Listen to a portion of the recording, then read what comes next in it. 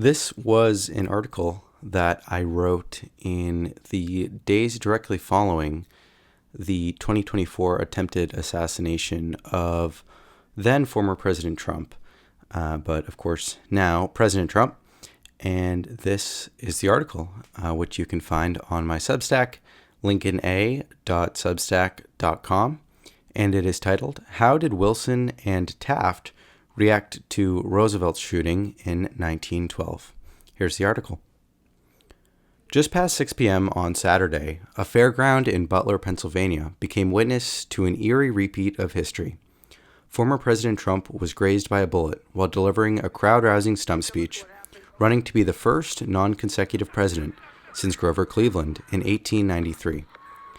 Despite being bloodied, Trump defiantly rose with the heap of Secret Service protection, raising his fist and shouting "Fight, fight, fight" to the crowd.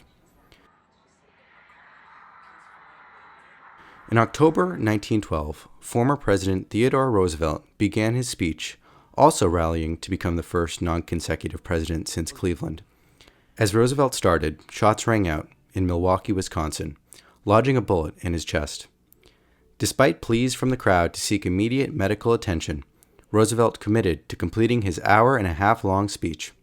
By the time he finished, 90 minutes later, the former president was discolored and seemed ill, having bled nearly to death.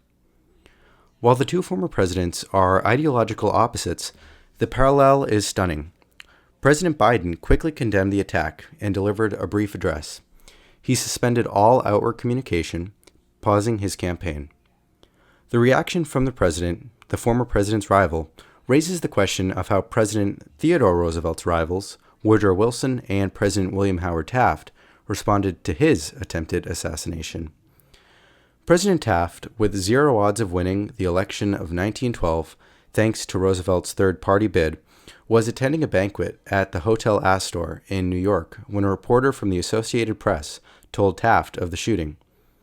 "Mr. President, it is unfortunate to have to tell you that Mr. Roosevelt has been shot in Milwaukee by an assassin."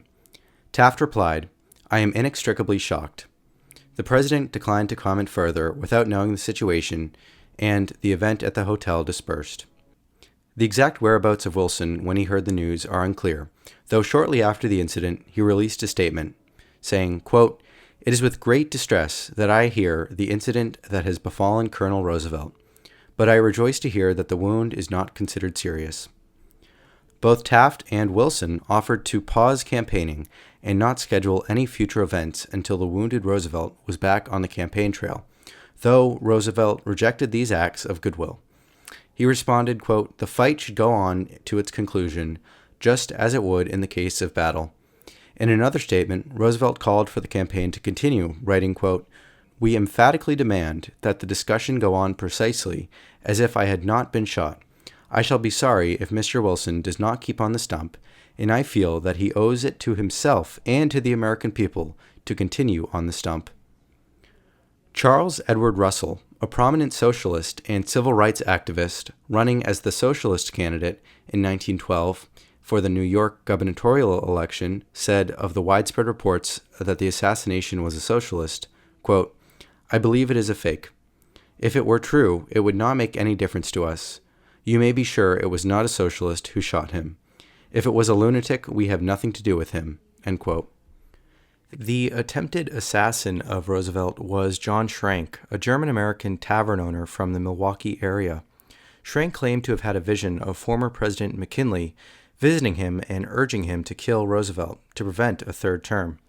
Schrank was immediately attacked by the crowd, despite Roosevelt's pleas for police involvement. During his trial, Schrank pled guilty, but was deemed criminally insane and lived for the rest of his life in a mental hospital. The campaigns proceeded, with the near assassination having little impact on the final few weeks of the election. Wilson swept the Electoral College, taking 435 electors to Roosevelt's 88 and Taft's 8. Following the defeat, Roosevelt faced a bout of depression, having been rejected so overwhelmingly by the American people. Roosevelt returned to stardom after seeking to pull himself out of his anguish by exploring the previously unconquered proverbial river of doubt through the Brazilian Amazon, today named Rio Roosevelt. The former president returned to the United States acclaimed again as a hero, following the deadly expedition which nearly ended his life. The two attempts of 1912 and 2024 put the former presidents seeking non-consecutive re-elections just inches away from death. While the results of 2024 are yet to be known, the shooting of Trump adds to his legend unlike that of any other American figure in history, with the exception, of course, of Theodore Roosevelt. This article was written on July 14th, 2024, and of course, today we do know the results of the 2024 election, and it is interesting to go back in time a little bit and look at this very interesting historical parallel. You can subscribe to my Substack, Underlined, and you can find it on lincolna.substack.com. And you can also subscribe to this channel for more history content and interviews like this.